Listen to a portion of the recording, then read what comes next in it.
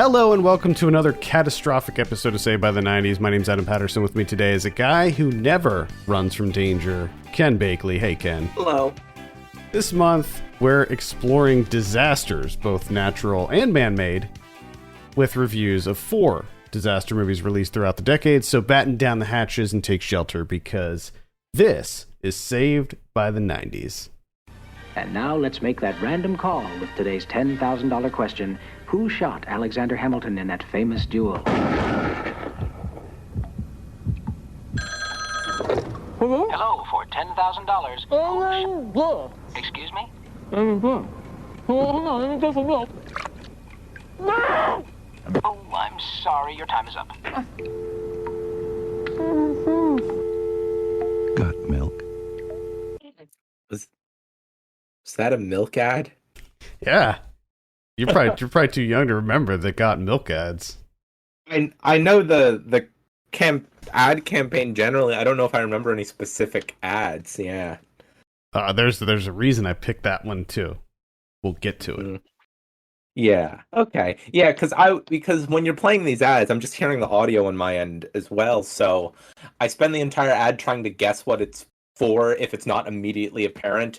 And that's just one of the ones where it just surprised me at the very end. Yeah, some of them, yeah. I mean, just listening to them, some of them, I try to pick ones that sound okay, that you can like hear without necessarily being able to see it. But with this one, I was kind of specific in why I picked it. Okay. Which I'll get into. Yeah. Kicking things off this month is the second film from director Jan de Bont after the wildly successful Speed was released 2 years earlier. Released on May 10th, 1996. This is Twister. Nothing else in nature can match its raw power, its brute force, its howling intensity, its uncontrollable fury. On May 10th, it's coming! The producers of Jurassic Park and the director of Speed bring you face to face with Twister. Rated PG-13, starts Friday, May 10th. The reason that I picked the milk ad is because the guy from the milk ad was in the movie Twister. He was one of the storm chasers. That's why I picked it. Good choice. Yeah.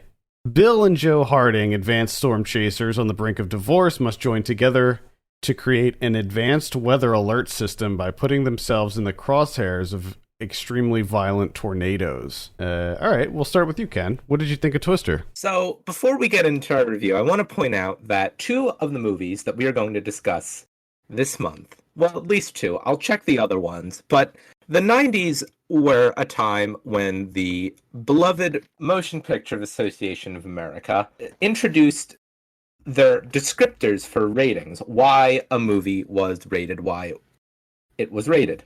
And it seems like in the very beginning, and I'm sure we've mentioned this many times on the show before, they really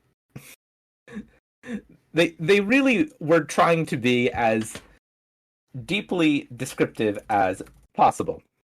And I mention this because Twister has perhaps one of the most infamous MPAA ratings, rated PG-13, for intense depiction of very bad weather. Now, as a small child, I was, I'd say well into, I don't know, until I was about 11 or 12 or so, I was very afraid of very bad weather. Just didn't like it. I just didn't like it. I thought only bad things could happen when the weather got very bad. Strangely enough, this did not coincide with an obsession over the movie Twister, whether positive or negative. I just didn't think about it. I knew it was around, but I just didn't think about it.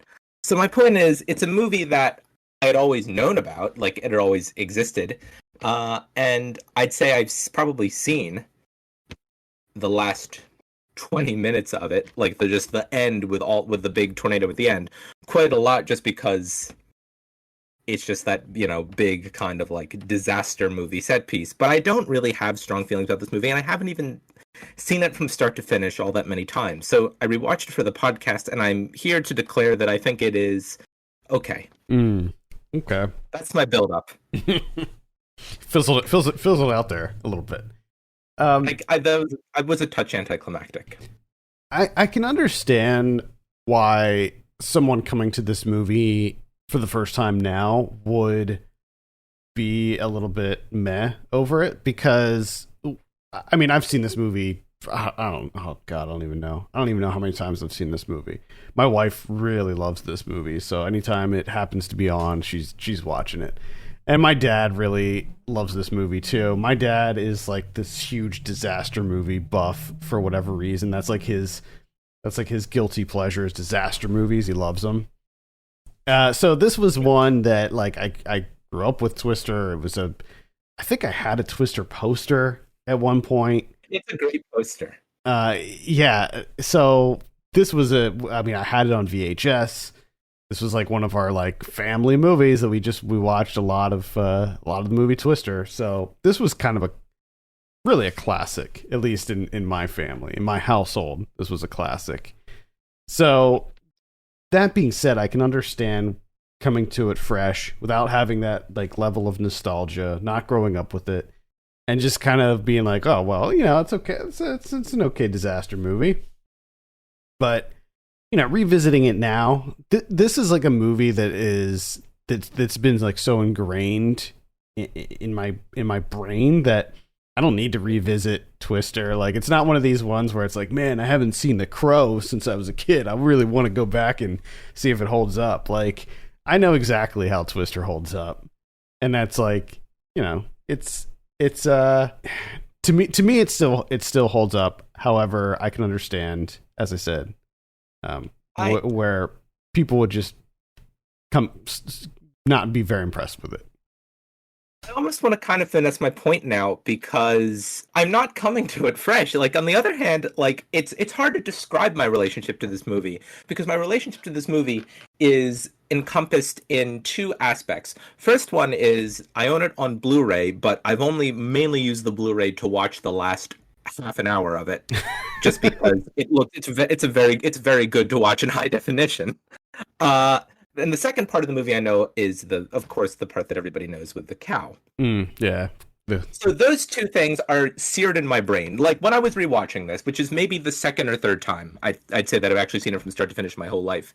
As soon as it gets to a point, actually maybe before the 30 minutes, like everything on the drive-in scene forward, it's almost like I kind of have it just memorized. Like, I don't need, like, I almost felt like I didn't need to rewatch it, because I actually did rewatch the whole movie last year. But that part, it just like, it's like you react to it like you were doing something with muscle memory for me.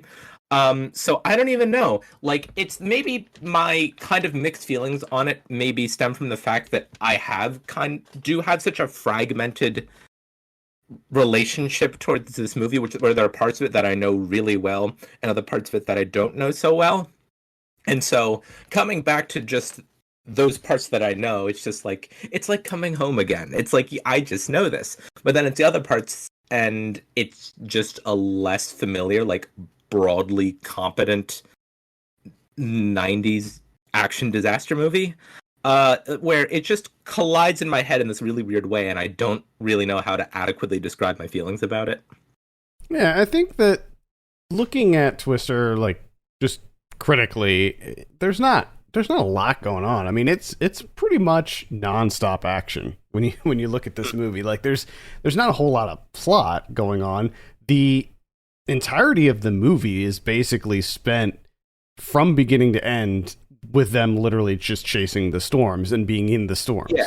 Like, there's not that much build up. There's not that much downtime in between the Twister scenes, the tornado scenes. So, if you're not into the perilous weather, then there's not going to be a lot for you here. I think that the characters are fun. I like movies that involve like a crew of people, and I think that the characters in this are good. Like, you have Helen Hunt and Bill Paxton in the lead roles, but then you also have a lot of really great, a really robust supporting cast with, Philip Seymour Hoffman is like this crazy, his name's Dustin Davis. And he's like, such a good performance. He's like the comedic relief guy. He's like the wild man. He's the wild card of the bunch.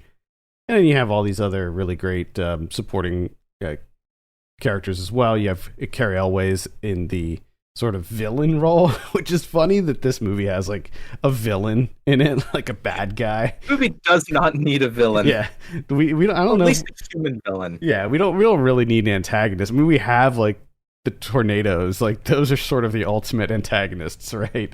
I'm not sure that we necessarily need Carrie Elways and his crew. That they don't care about the science, they just care about the money. They just want the money. Yeah, it's such a character and an arc that feels like a seventh team of writers the studio handed to doing a rewrite kind of edition.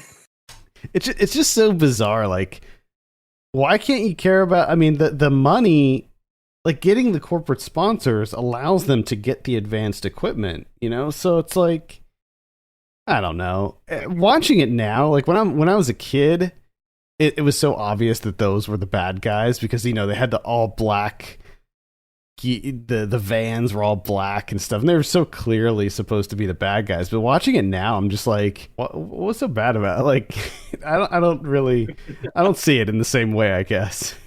Another thing I think the more we talk about this movie, the more strange it is that I just have this indescribable reaction to it, because it really isn't like, I mean, we'll talk about a movie where if you just want to put on a fragment of a movie just to like see how it plays on a high definition television, we'll get to that. But yeah, you're right. This movie is kind of just a admirably competent and technically proficient movie, and on like a structural level, it really is, with the occasional 5-minute interlude thrown in, more or less just non-stop tornadoes.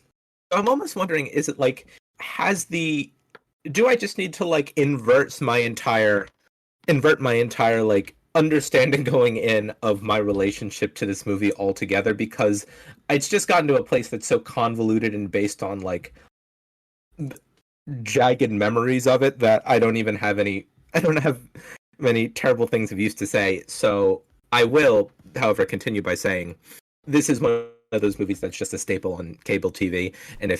And I often find that when I'm channel surfing and I come across this movie, it is an unusually high number of times I will land on the cow scene.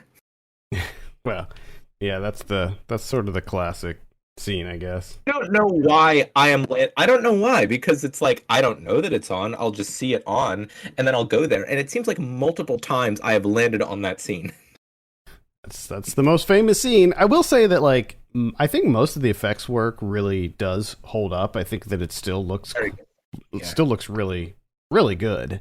And I think that maybe is part of a broader topic that we can discuss with all of the movies that we're going to be talking about, in that, you know, these movies were sort of the last fragments of film before things started getting really CG heavy. And, you know, these movies, they're all done on very elaborate sets using almost all practical effects. You know, you have some CG here and there, obviously the cows and stuff like that. But, you know, these movies, all the ones we're going to be talking about, are done for the most part practically, and they look great. Like, I think that most of them do hold up, and I think the Twister still looks really good to this day. And I think that that's mostly just due to the fact that, you know, they had wind machines and rain machines and all this, you know, we're doing these crazy weather effects and stuff. You know, they were running trucks through houses, and even though it may be impractical, it still looks cool. It is. Oh yeah, it's maybe when I say that I'm more drawn to towards the end of the movie, maybe I'm specifically also drawn towards them driving through the house. Yeah, I mean, there's a lot of ridiculous stuff that happens in this movie, but the thing is, like, it also doesn't take itself entirely too seriously either. Like, it has fun. It has fun with it. It tries to, I think, be at least kind of scientifically accurate. I mean, this is written by Michael Crichton, so you know, it's at least somewhat based in science, but at the same time, it does like to play fast and loose with physics and things like that. I mean, sorry, that truck would just never go through that house. Like, it just not. It just wouldn't happen. Then again, this is the same director that did Speed 2 Cruise Control, where we saw a boat or a ship essentially go through an entire city. Like, just wouldn't stop. I feel like now we need to take any excuse we can to actually talk about the first Speed. Yeah. On this podcast. We need to actually talk about that now. Because the order we've gone in for Jan de Bont's 90s output is now Speed 2 to Twister to, I guess, Speed 1, if we ever get there. We started on Speed 2. Yeah. And we did Speed. Yeah. We did Speed 1. Did we? Yeah. I'm almost certain. Wait, now. I thought we talked about now I'm second guessing it because. Yeah, now I'm second guessing it because now I'm thinking that did we talk about Speed 1 when we were reviewing Speed 2? I think I kind of remember us talking a lot about Speed 1 just because we wanted to delay having to talk about Speed 2. Maybe, because I remember I definitely watched Speed 1 in preparation for the show, but I can't remember if it was like... Yeah, now that you say that, I do remember it was in our Speed 2 discussion, and you talked about how you rewatched Speed 1, and you were worried that was a bad decision because it was just because it's such a good movie, and Speed 2 is such a not good movie that would just kind of make the comparison worse. Yeah, I think that was what happened. I think I ended up just watching... anyway, at any rate. It's Speed 1, good movie. Speed 1 is a good movie, and I think that it's definitely Jan de Bont's best, without a doubt. Oh yeah.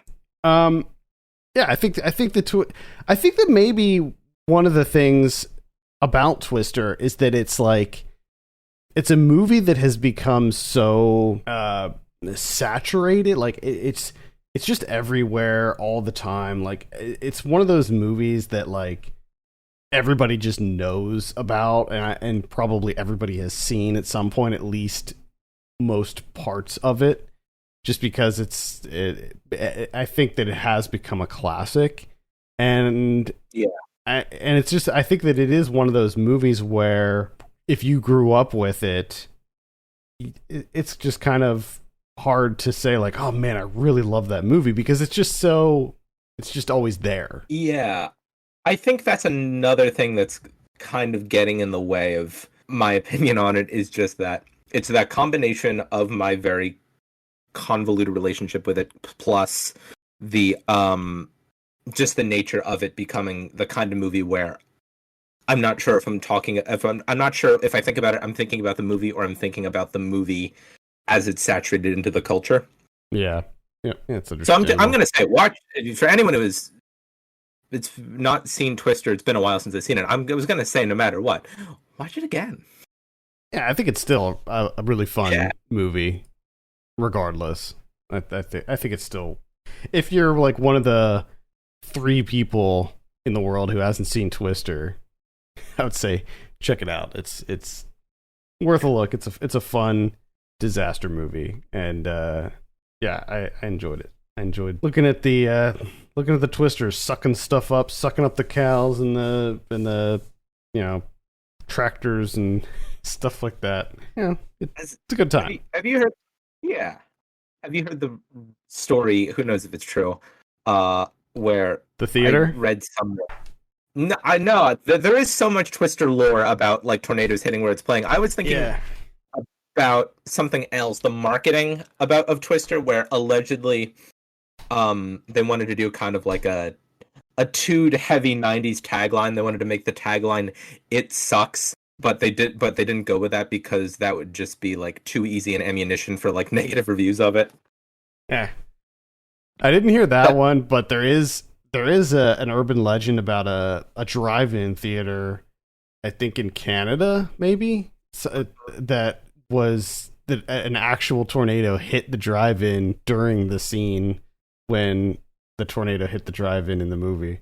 But I don't know if that's true, if that's an urban legend. I think it's probably, I think I've heard something where it was like a drive-in that was playing it, but it wasn't playing it at that time, at that exact moment. But yeah, no, it's still crazy that it would happen. I think it's just one of those stories where by the time it gets around and everyone ends up hearing about it, everyone just adds a little piece onto it, and so then it becomes a tornado hit a drive-in. Not only during a screening of Twist, not only while Twist was there, not only during a screening of it, during that exact scene. Yeah.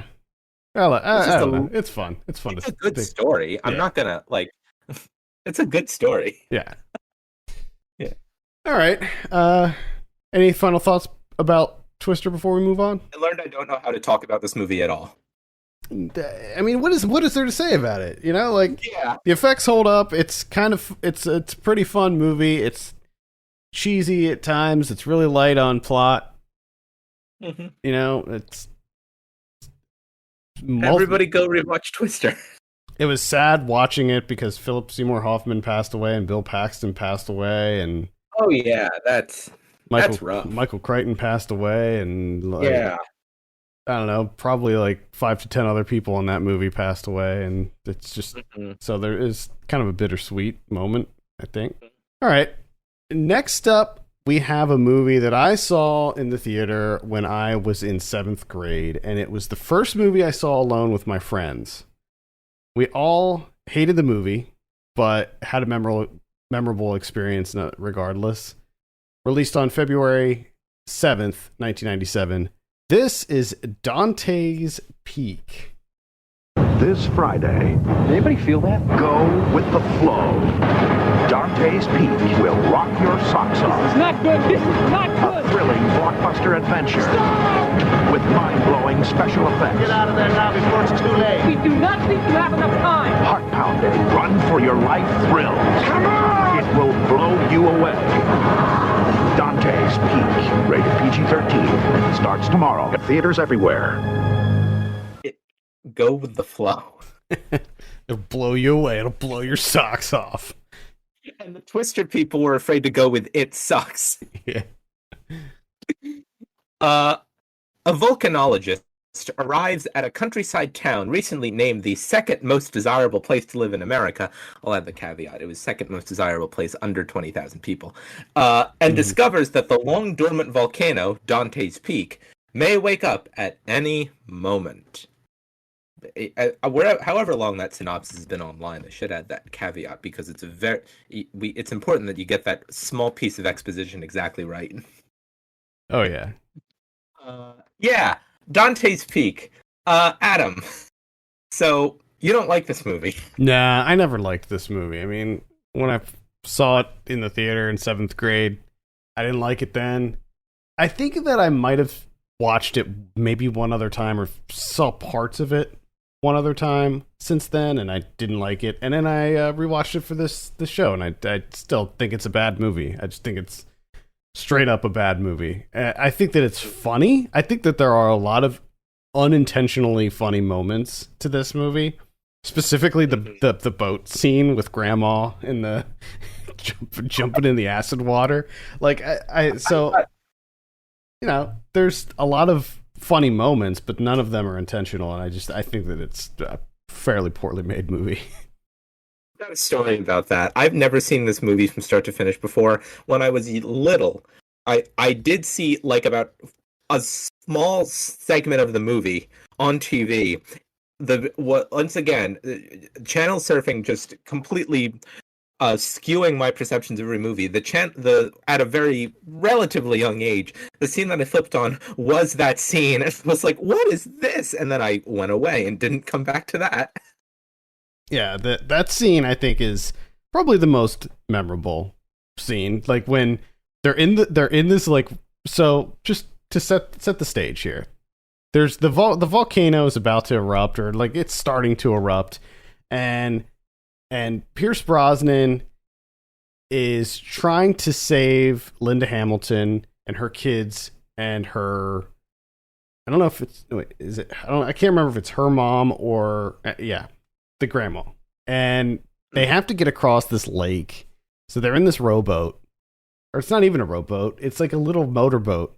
For some reason, it doesn't have oars in it. I've never seen a boat that didn't have oars in it, like whether it had a motor or not. Like the boat always has oars, so not sure what that was all about. But at any rate, the lake has turned acidic from the volcano, and as a result, it like burns up the motor. So they're basically stuck on this lake that has boiling acid water.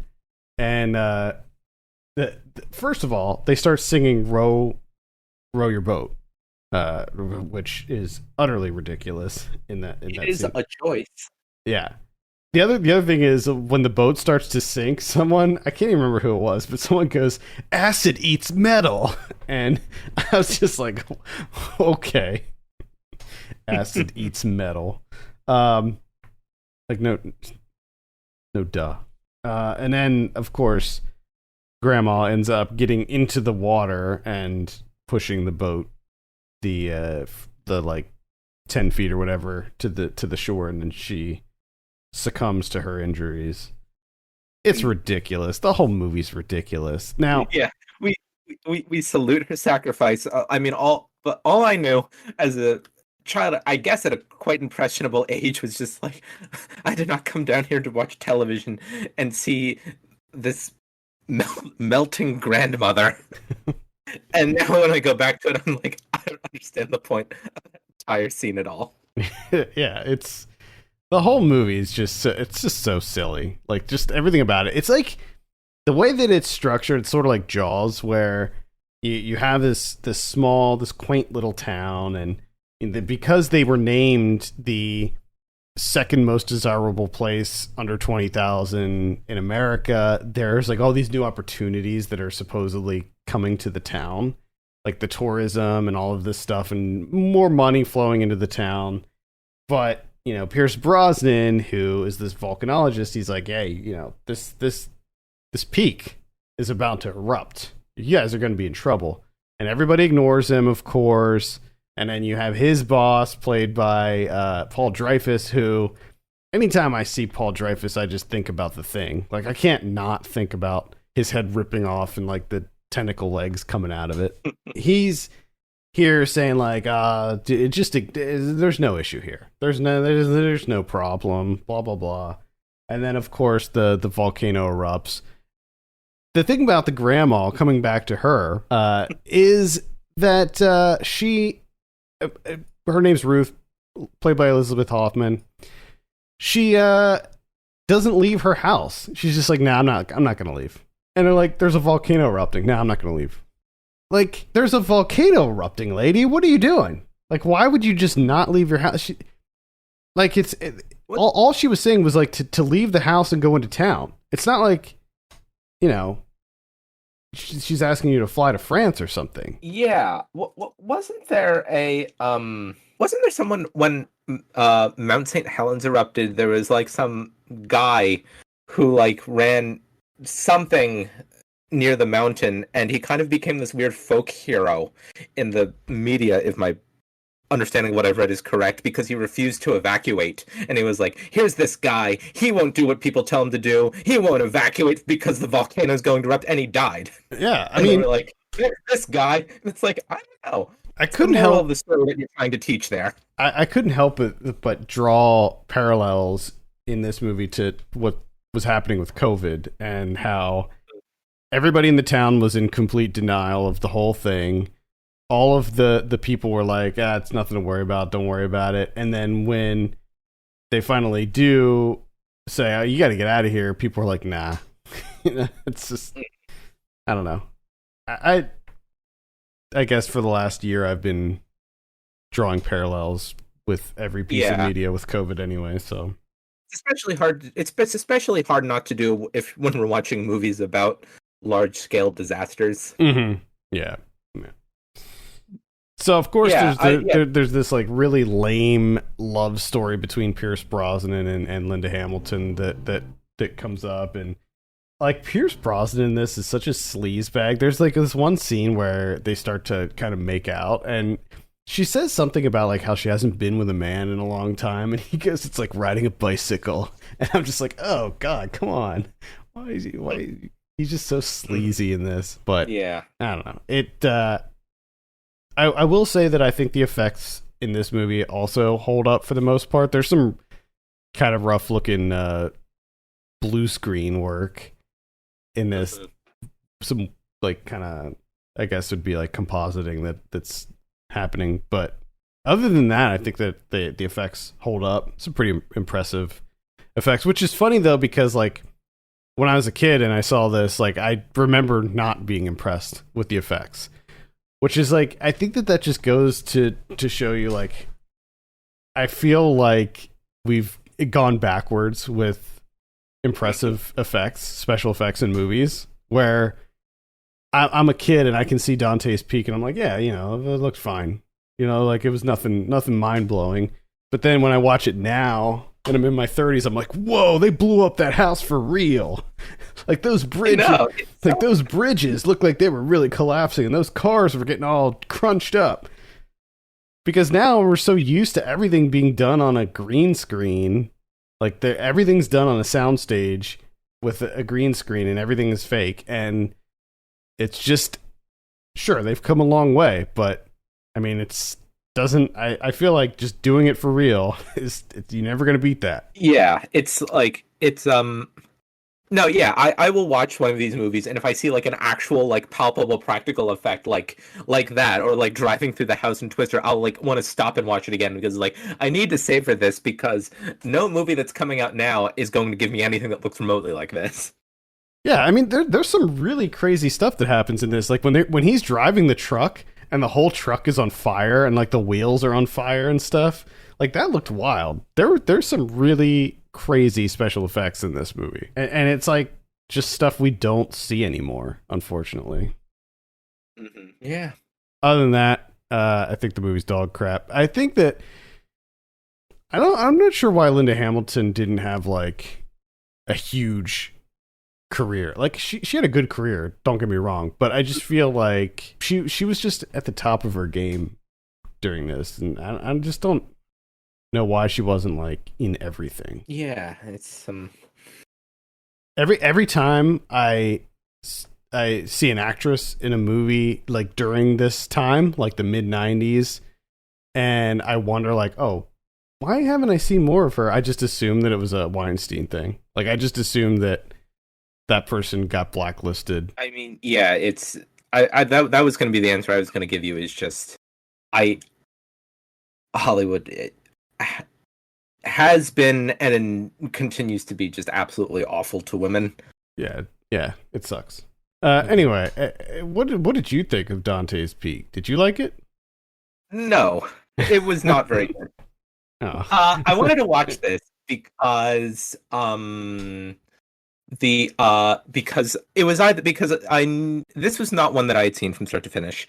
Otherwise, I was going to have to, like, if we're going to fill out our disaster movie lineup for the month, if one of the other options would have been Volcano, but yeah. I've already seen Volcano, and I wanted one movie that I hadn't seen before, just for putting together this lineup before I suggested it to you, and yeah, I don't know. I kind of fell into the thing of, which we'll talk about some more, comparing two very similar disaster movies released around the same time with Armageddon and Deep Impact, but Volcano and Dante's Peak is sort of an interesting question.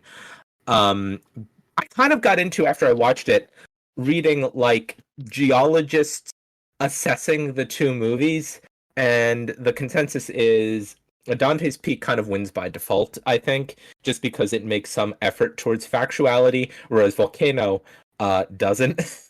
What was interesting is, from some of the things that I read, was that a few geologists took issue with the movie presenting like Pierce Brosnan's behavior as heroic in terms of like sounding the alarm as early as he did.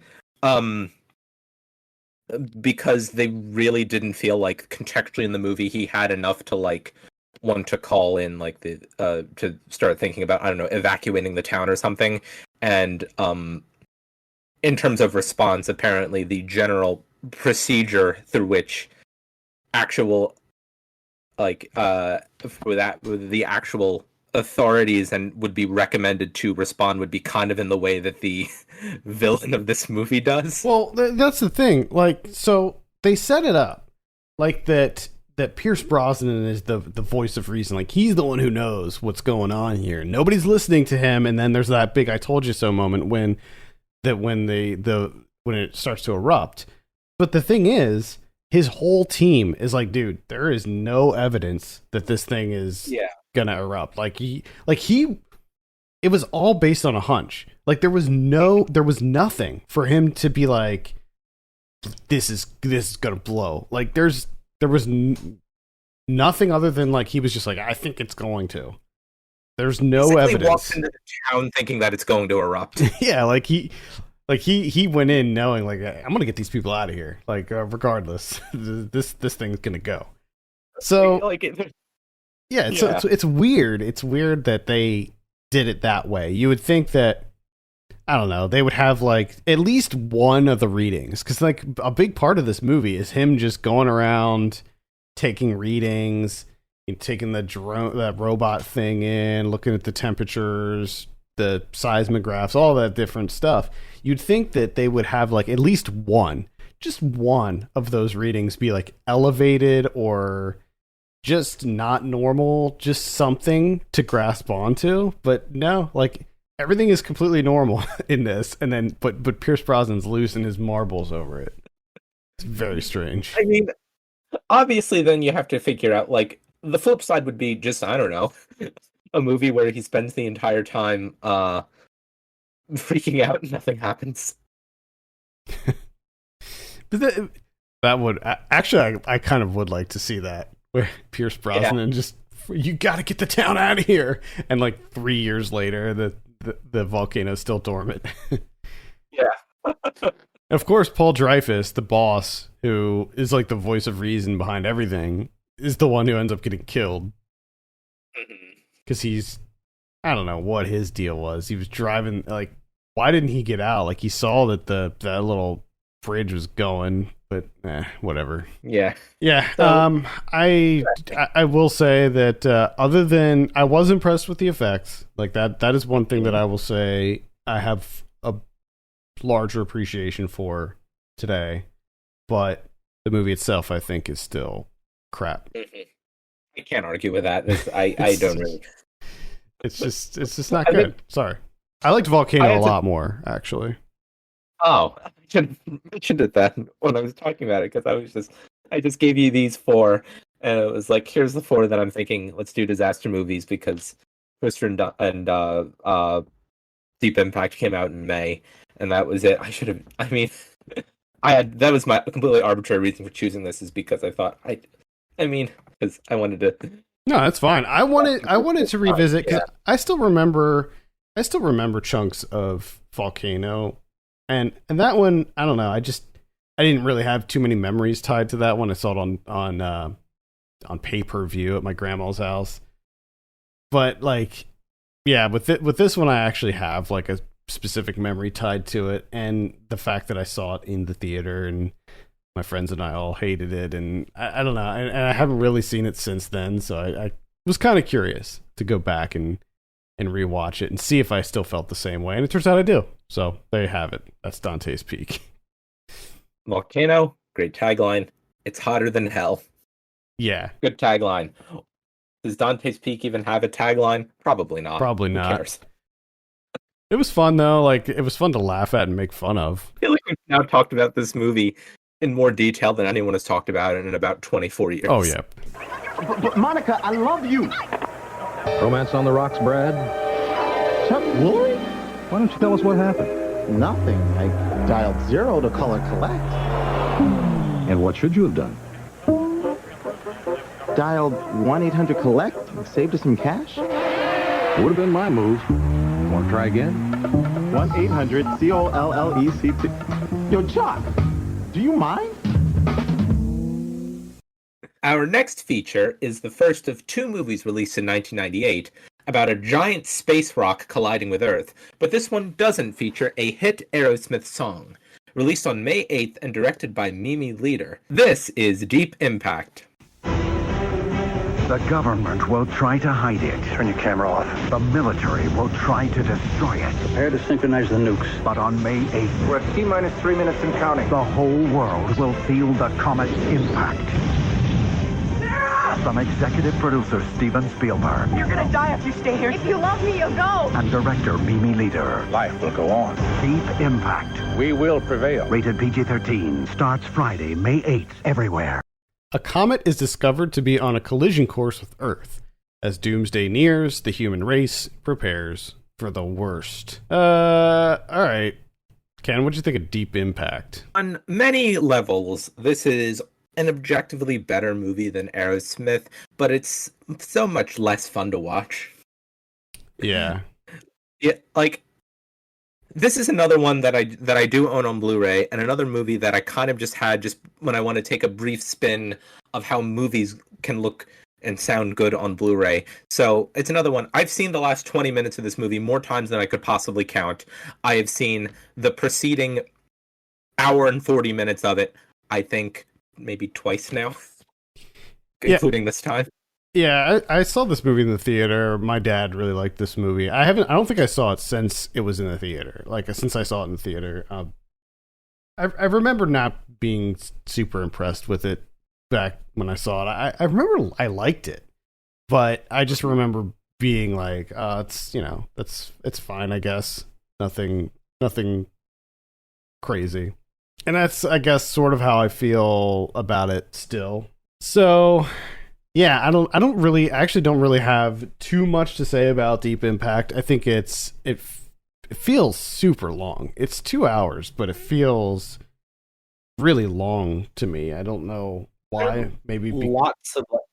Yeah, I think it's just that there's so many like interweaving storylines in it. I think so, and I think that you could probably say the same thing about most disaster movies, where you have an ensemble and you have multiple storylines that are happening at once, and typically disaster movies are just generally longer than most movies to begin with. So I don't know, it felt very long to me, and some of it I thought was not great, but for the most part, I mean, it was cheesy, but it was still fine. Like, I had a pretty good time with it, I guess.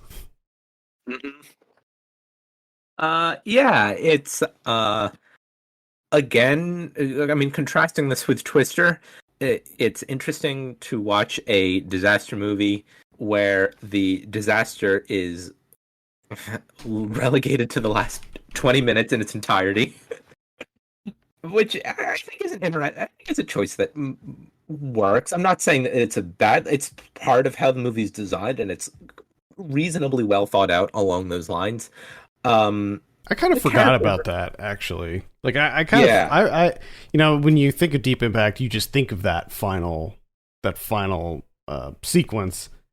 But I think that it's easy to forget that most of the movie is them trying to prevent this from happening.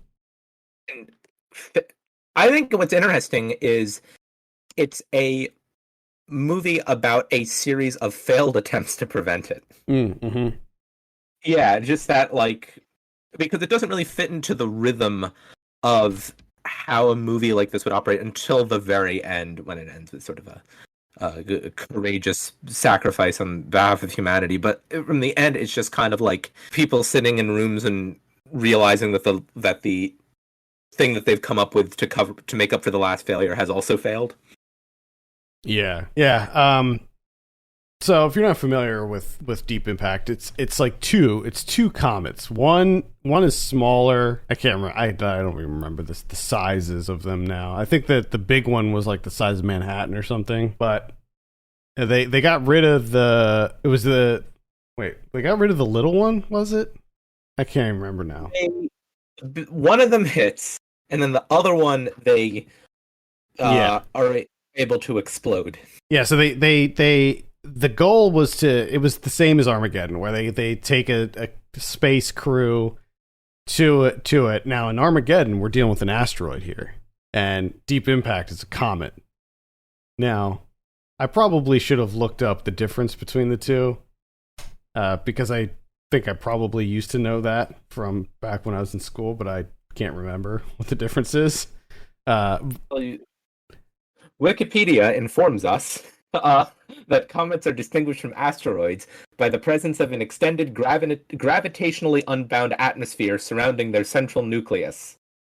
Oh, of course. So, yeah, the goal was the same. They were going to take a crew to the rock and blow it up. But what happens in Deep Impact is they go to the big one, and they blew off a chunk of it, basically, and it didn't work. So they end up, so the smaller one does hit, and it's pretty catastrophic. And the big one, if it hit, it would kill everybody, basically. And the crew decides that they're gonna sacrifice themselves, and because they have some extra warheads on the ship, and they decide to kamikaze into the big one and blow it up. Pretty big cast here. Téa Leoni is, I think, she was like the most memorable person in it. She was sort of the main character. She plays a reporter for MSNBC. And she was really the only person that I remembered in this. And Morgan Freeman, of course. Morgan Freeman plays the president. Yeah, I'm shocked going back to it, the amount of time it devotes to the Elijah Wood, Lily Sobieski storyline. I literally don't remember it. I forgot all about that. So you have Elijah Wood and Lily Sobieski as students who... Elijah Wood's character, Leo Biederman, he's the one who actually discovers the comet, which is crazy, by the way. Like, that this kid would discover this comet and no one else would see it. And not only that, but like, there was a large span of time between when he like wrote the letter and did all that and sent it to the astronomer guy, and so like the amount of time that passed for them to like not know that this thing was, I don't know, it's just hard to believe that was the case. But at any rate, the movie begins with all this information being sent to an astronomer, Dr. Wolf, who puts it all on a floppy disk and is going to tell the whomever he's supposed to tell about it, but he dies in a car crash on the way there, which still doesn't kind of fill in the gaps of the question of like exactly how the information then got to the people it needed to get to in that absence, because it seems like the floppy disk probably didn't survive that. Oh, I highly doubt it, considering it was one of those deals where it was like he was driving the car and it went over a cliff and the whole car just instantly exploded and got completely vaporized. And they thought, and not only that, but gasoline. Yeah, and not only that, but they thought that two people were in there. They thought that Biederman was another astronomer who was in the car with him. So that must mean that the car was so vaporized that they thought there were two bodies in there that just got turned to ash. So yes, so it doesn't make a whole lot of sense, really. I mean, the only other thing I know, I think about when I think about that first scene, besides the ridiculous car crash, is all of the great. I told you this when I was rewatching it yesterday. All of the extremely great late '90s computers going on in that scene. Oh yeah, there's the floppy disk. I love the big, bulky mechanical keyboard with all the audible, clicking when he's typing in the. Yep. There's some good 90s tech in all the movies that we talked about this month. Like in Twister, how they have that giant chunky beige laptop that they carry around. That thing is incredible too. And I think it was I can't remember if it was the last movie that we're going to talk about, but somebody was using zip disks a lot, and I can't remember which movie it was, but I remember taking note of them utilizing zip disks. I think it probably was the next movie we talk about. I think so too. Anyway, you have Jon Favreau in here, as one of the astronauts. He doesn't have much to do though, and he gets killed pretty early. Like as soon as they get out into space, he gets killed, or as soon as they land on the comet, pretty much. Yeah. So it's it's a fine movie, I guess. I think comparing this to Armageddon, which obviously you're going to compare the two. Armageddon was the more successful, I imagine. I don't have the numbers in front of me, but I'm just going to go ahead and say that in my recollection, Armageddon was a far more like big, like a popular movie. But I actually like Deep Impact more than Armageddon. It's a better made movie. If I'm gonna rewatch one, I'm going to if I'm gonna rewatch one, I'm going to think in my mind that the obvious choice is Armageddon with Aerosmith and space dementia. I don't know if I will rewatch either one of them ever again. Mm-hmm. So we'll see. I mean, we already covered Armageddon on the show, so I just don't feel like I ever have a reason to rewatch either of them again. Because honestly, I'm not the hugest fan of either one, but it's no, me neither. As far as disaster movies go, it's fine. Yeah, I really admire the attempts made in this movie. I don't know if they succeed, but the kind of overall vision and vibe and feeling of this movie, I do really like. It does feel kind of unlike other movies that we're going to talk about, or especially unlike anything you would try to make now from this idea on this budget. Right. And I think that it's also, of the four movies, I think it is the most conventional disaster movie. Like when you look at other big bombastic disaster movies, it follows the same sort of formula as Deep Impact. And I think that, there were a lot of disaster movies that preceded it that, I think certainly borrowed ideas from and just structural concepts with like having the large ensemble cast and, multiple things happening, and then like the big crescendo at the end where you have the giant set pieces with the huge disaster moments. So I think that as far as like the four movies that we're discussing, I think this is the most conventional of the bunch. Yeah. Yeah. And Mimi Leader, I'm not super familiar with her stuff. She did The Peacemaker before Deep Impact. That was the one with George Clooney and Nicole Kidman. I don't know if I've ever seen that movie. I very vaguely remember it, but I don't think that I actually saw that movie. And after Deep Impact, she did Pay It Forward, which I definitely did not see. I remember when that came out, I thought that it looked so dumb and lame, and I was at an age where a movie like that would just completely go past me, and definitely wouldn't consider watching a movie like that. Mm-hmm. She did a lot of TV stuff since then. It looks like most of her credits are TV. Mm-hmm. She did that movie On the Basis of Sex, which was the Ruth Bader Ginsburg biopic with Felicity Jones. I remember when it came out, though. I didn't see that either. I remember it. I don't remember seeing it. Yeah, I remember it coming out. I didn't see it either. Mm-hmm. So, well, it was also that thing where, also that year there was the documentary about her, which I did see. I did see the documentary also. Yeah, I feel like this almost pivots into what we're talking about movies with very similar subject matter coming out so close together, which is if that's actually happening now, I just completely forget which one is which. Even when one of them is a fictional, but the other one's a documentary.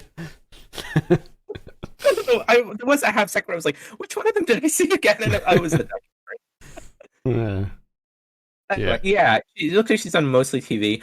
I think I think the directing here is very solid. The cinematography, I think it looks really interesting. Like, it's almost a shame because since the only part of this movie I've seen many times is the big, very CGI-driven disaster at the end, the movie itself that precedes it is pretty interestingly shot. The cinematographer was German cinematographer Dietrich Lohmann, who actually died shortly after production wrapped on this movie before it came out. I think the movie looks really interesting, or just kind of very... It's just visually a lot warmer than you would expect this movie to be from the end of it. The kind of the big set pieces that form the most famous parts of the movie. Yeah, I actually found a lot to be impressed by the bulk of it that I don't really have any connection to. This is not to say the movie's very good in totality, but I was interested by actually watching it as one instead of just going back and looking at basically scenes for reference points. I agree. I think that a lot of it, the scenes that are like sort of the build-up scenes, it almost plays out like a political thriller or something. Yeah. Where you have Téa Leoni as this journalist who's trying to make her way. She's trying to get her big break, and she's like investigating this like tip that she gets and trying to figure out. She thinks it's an affair with James Cromwell, but it turns out that it's that's a giant comet that's careening towards Earth. I liked all that stuff. I thought that was actually quite interesting. I had no idea that James Cromwell was in this movie for literally 45 seconds. Yeah. All right, so that's Deep Impact. Yeah, I don't know. Light recommend, I guess. I'd say it's interesting to watch. There is more going on in it than I would have ever guessed just coming back to it, but it's not great. Yeah, I bet a lot of people who saw this, years ago forgot that like the large portion of the movie is not the Earth being destroyed. But a lot of people forgot about that. No. Which is weird because for me going back and looking at those scenes, just kind of just looking at them as like a piece of like technical filmmaking or the big CGI disaster, which is it didn't click to me that it means. So the asteroid hits at the very end here. That means that there's no asteroid for everything that comes before it, which struck me as strange when I was watching the movie. It's like, oh wow, this movie is almost entirely not the part that people remember about it. Yeah, it's not the Deep Impact. Even in Armageddon, Armageddon, I think the first scene is just pieces of rock flying into Earth and destroying things, because of course that's how it would begin. In the what did experts have to say about this movie, they agree. It seems like the understanding is that, from what I read very briefly, from a very layperson point of view, is from looking over at some of these discussions from astronomers, is that Deep Impact kind of, again, wins by default because it tried, where Armageddon did not. Unsurprisingly, the positing that the movie makes, even I kind of couldn't quite buy it, that they blow up the second comet, or part of the comet, right before it hits Earth into a bunch of little tiny pieces that they then say will burn harmlessly in the atmosphere. They from what I read, that the experts do not think that they would burn harmlessly in the atmosphere. It'd be like millions of bullets coming down and just killing all of us. They would burn quite harmfully. They would not burn up. They would be not nice. Well, there you have it. We'd all be screwed no matter what. Yeah. All right. Our last film this month is a gloriously campy marriage between a disaster movie and a creature feature. Directed by Rennie Harlin and released on July 28th, 1999. This is Deep Blue Sea. What we're attempting has never been done. She's sleeping like a baby. You've seen sharks before. These three are the death sharks. Wow. But on July 30th... As a side effect, the sharks got smarter. you'll meet a whole new breed. It can do that? Bust through a steel door? She screwed with the sharks, and now the sharks are screwing with us. Deep Blue Sea, rated R. Starts Friday, July 30th. Searching for a cure to Alzheimer's disease, a group of scientists on an isolated research facility become the prey as a trio of intelligent sharks fight back. Smart sharks. Yeah, that's what we're dealing with in this movie. Sharks. They're swimming backwards, yeah. Ken. I know. Sharks can't swim backwards. They're swimming backwards. We know that something's up. Mm-hmm. So, what do you think of Deep Blue Sea? I love Deep Blue Sea. I think it is the most ridiculous movie. And every time I watch it, I have a blast with it. It's so gloriously campy to me. I said that in the intro thing, but I like Deep Blue Sea a lot. I wouldn't say I love it. That's very strong. That's too strong. Yeah. That's too strong. But I do like Deep Blue Sea quite a bit just because of it. This is a movie that it definitely doesn't take itself seriously. You know, where Twister has some jokes in it, keeps it fairly light for the most part. I think Deep Blue Sea is a movie that it knows exactly what it is. You know, you have a lot of really great scenes. You have a lot of really great characters. I mean, Samuel L. Jackson in this is great. I mean, that's that one scene that I think everybody probably references when he gets killed. I think it was such a surprise. This is a movie I saw on pay-per-view also, actually. And I remember when I first saw that scene when he gets killed, right after he gives this big, monologue and gets it. I just remember being like completely shocked by that and excited. So, yeah, I watched this movie. I think I've seen it 3 times now. I watched this movie for the first time a few years ago because it was on Netflix, and I kind of felt like somewhere in the recesses of my mind, I kind of knew that scene, but I didn't know it enough to not still be surprised by it when it happened. And as soon as it was over, I thought just how well this whole movie, but specifically that scene would just play to like a packed house on like a Friday night in a theater when it opened. Man, I can only imagine. I mean, I didn't see this in the theater, but I can only imagine what it was like to be in the theater when that scene hits, because I bet it was just insane. It's a good scene. It's such a fun movie. It's not a good movie, I don't think, by any stretch, and I think that of the movies of the 4, this has probably I guess it's just because it's an animal, like, and the focus is on the animal, whereas everything else, all the other movies were more like environmental things, but the CG in this movie is very bad. And but the animatronics, like when they use a practical shark, that's really good. So, it's a bit of a mixed bag as far as the effects in this. However, there's a lot of really great, like there's this giant storm, and that's what kind of sparks this whole thing. And that all looks really good too. Like the facility itself looks really good. The whole conceit of this, where they think that sharks hold the key to curing Alzheimer's, like, that's a stretch. That in and of itself is a stretch. But then you have like this very elaborate underwater base, and the whole time I'm just like, why do you need an underwater base? Like, why can't you just have it on top of the water? Why is it so important that this base is under the water? It doesn't make any sense. Yeah, I mean, it just plays into that, and just in such a gloriously ridiculous way, in the exact same way it takes the jump from, we think that studying sharks could help us learn more about Alzheimer's disease too. We made a bunch of sharks really smart. Yeah, and that's the thing. Like, so in order to study the whatever makes sharks impervious to memory, I don't even know what it is.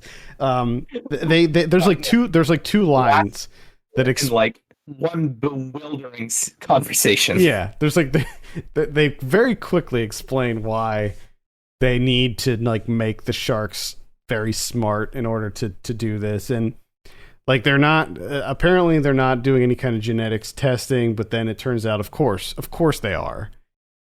Which is also kind of an interesting dynamic in this. There's a couple things about this movie that I think go against what your expectations would be. I think the Samuel L. Jackson thing, where his death is a surprise and nobody saw that coming. I mean, I think that a lot of people would see, the rich mastermind behind the project getting killed. Like that's not, that's predictable, but the way in which he dies is very sudden and unpredictable. LL Cool J in this as the cook, the fact that he makes it through the entire movie is something that I think also subverts expectations. And then you have the female lead, played by Saffron Burrows. She's horrible. Like she's not a good person in this, and I think that also kind of subverts expectations, because typically when you have a female lead, she's like the one that you like just naturally gravitate towards. She's the altruistic one. She's the one who's fighting for good. When she's the one who causes this whole thing, she's the one, like, she's the mad scientist, basically. Mm-hmm. And so I think that also kind of, goes against what you would expect out of a creature feature like this. It's a movie that gets close to giving its characters more nuance, but ultimately it just settles for making them different than what you expected them to be, or what like previous tropes of filmmaking would expect them to be. Yeah. One interesting thing that I think about a lot with this movie was that Saffron Burrows' character was originally supposed to live, but the test audiences rapidly demanded that she be killed, so they had to reshoot the ending. Which is so weird to me that they demanded, and then they reshot the ending apparently very shortly before the film was released. Just briefly going through and reading on some of this movie, it was apparently shot mostly in the same facilities, like the water facilities that they used for Titanic. I guess building like great big tanks and everything. And it just reaffirms to me that making any movie sounds like a nightmare. Making a movie where it's set in water sounds unbearable. Oh yeah, yeah. All the water in this looked so clean. Like that was one thing I noticed. Like, if this were like a real situation, the water would be so murky and dirty. You wouldn't be able to see anything. It would just be like there'd be like debris everywhere, and it would just look nasty. But in this, a lot of the scenes are like the water's just bright blue and clear. Not all the scenes, but a lot of them. Yeah. There's questionable aspects to the water in this, but still a lot of water. Always the astonishing visual effect of like water flooding into a room, like it does in that famous scene where they throw Stellan Skarsgård, the sharks throw Stellan Skarsgård through a window. That was, that scene's so crazy. When they poor Stellan Skarsgård, he's on a stretcher, he's got like an oxygen mask on, dude can't move, he's strapped in, and the shark's like tossing him at a giant glass window. Yeah, he's screwed. Gets screwed in this. If the Samuel L. Jackson scene is the scene that I've heard referenced the most, that might be the one that's got that, because it's the second most famous one about this movie. Just because once you see it, you never forget it. Oh yeah. You have a pretty good supporting cast here. You have Michael Rappaport in here, who looks like a freaking teenager for some reason. Like, he looks so young in this to me. He's really good in this. You have Ada Turturro as she's like sort of the lookout person, or the person who's manning the comms and all of that stuff. Which is this also leads me to something else that I noticed. Like, they make a point to say like, oh, this is a big facility. It's got tons of workers. I don't know, 50 workers, but they all leave on the weekends. They leave the base on the weekends, and it leads me to believe, like, okay, so it seems like they're doing like one of the biggest things, like the whole reason for this facility being there is to test this stuff on sharks. And it's like, why are they doing that on the weekend? You know, why are they doing the big injection thing and like the brain scans and all that? Seems like something you'd want to do when like you're fully staffed. I don't know. It's just a lot of strange things. There's also a scene where so you have these like tunnels, these like cage tunnels that Thomas Jane, who he plays Carter Blake, he's the other survivor. What a great movie character name. Yeah, Carter Blake. He kind of, I guess he like feeds the sharks and whatever, and he goes through these like cage tunnel things. And there's this scene where they're like watching him do it, and the camera is tracking him, and it's like they're watching a monitor that has a camera tracking him. It's like the same shot that we're seeing as movie watchers, and that just drove me crazy. I'm like, how are they getting that angle? Where's that camera at? Those weird continuity things that bother me. Yeah. Still, I think that this is an extremely fun movie, though. I like the idea of hyper intelligent sharks that decide to murder people. And that's the thing, like they don't eat them. They don't eat them for food. Like they actually go out to murder them. Yeah. I think that's the thing that so bewilders me about that whole anecdote about the test audiences demanding that the Saffron Burrows character die, is because it would have to track and put together in the sense that you understood why any of these choices that she made in the first place. But because I'm still stuck apparently behind everybody by about 45 minutes or so, wondering, so why are they doing this with the sharks again? Yeah, why does this exist again? And they made 2 sequels to this as well. I didn't see either one. I did not see either one. And, normally I watch sequels when it comes to the movies that we discuss. But in this case, I just couldn't bring myself to do it because I know that they're probably horrific. And there are 2 direct-to-video sequels released within the last 3 years. Yeah. Yeah. 20... So when 2018 and 19, or 2018 2020. Mm-hmm. So basically, just as a sign of just how much these sequels sort of fit in, I suppose, or I don't know, maybe it's on the side of anything. I'm just endlessly amused by the idea that when I watched this movie for the first time 3.5 years ago, there was one deep movie in the Deep Blue Sea franchise that existed available for viewing. Now, just under 4 years later, there are 3. Yep. And I definitely couldn't bring myself to watch them because they just look like Asylum or sci-fi movies. They're just not into that. Is this the first Rennie Harlin? I think this is the first Rennie Harlin that we've talked about on the show. I think so, yeah. I'm sure that we'll come back to him. His output in the 90s was pretty good. He did The Long Kiss Goodnight before Deep Blue Sea, which I really loved The Long Kiss Goodnight when I was younger. So that's certainly on our list. He did Cutthroat Island too, which I also liked a lot when I was younger. Something tells me that one's not going to hold up. But he also did Cliffhanger, which I think is an action classic, and that was in '93. And he did The Adventures of Ford Fairlane with Andrew Dice Clay, which was, I don't think I saw that actually, but it was very poorly received. And then he did Die Hard 2 in 1990. So he had a pretty good run in the 90s, I would say. And I'm sure that we'll be discussing some of his other titles. I don't really have much of an opinion about the dude's work as a whole. I think he's pretty... I mean, he's made a lot of bad movies. I'll just put that out there. He's made a lot of... Yeah.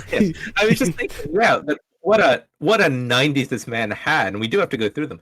I thought I had seen Cliffhanger, but I actually don't think I have. I did think I had for a second when you mentioned it, though, but I haven't. Yeah, I love Cliffhanger. I really love Cliffhanger. Die Hard 2 I thought was weaker than 1 and 3, but it's still decent.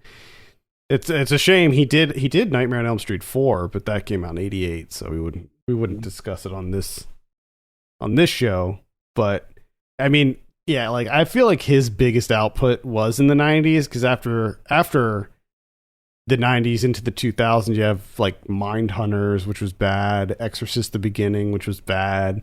Like it was just kind of just went downhill from there. So yeah, I don't know. I've also feel like I've thought a lot about, and not seen it, but I've thought a lot about the existence of Cutthroat Island, just because it is one of those movies that kind of has a bit of infamy in the Hollywood history, because it's one of the movies where they attribute the end of an entire studio to it. Yeah, I think it's probably going to be. He also did Driven in 2001, which was also very bad. I don't know if he still is, but he was married to Gina Davis. And I remember, like, because it was like one of those, because she was in Cutthroat Island, Long Kiss Goodnight, and it was like one of those deals where people were kind of talking about the two of them the same way that people talk about Mila Jovovich and Paul W.S. Anderson, where it's like, oh. No, they actually weren't actually. It doesn't seem like they were married that long, actually. They divorced by the end of the 90s. Oh, there you go. Yeah. Right. Well, at any rate, I think Deep Blue Sea is definitely worth a look. I mean, looking at Rennie Harlin's filmography, I'd say it's probably one of my favorite movies of his. I think Long Kiss Goodnight is probably still number one, but yeah, it's a good time. It's, if you go into it knowing that it's going to be like just a cheesy, bloody good time, I think you'll have, it'll be entertaining for you. Absolutely. All right.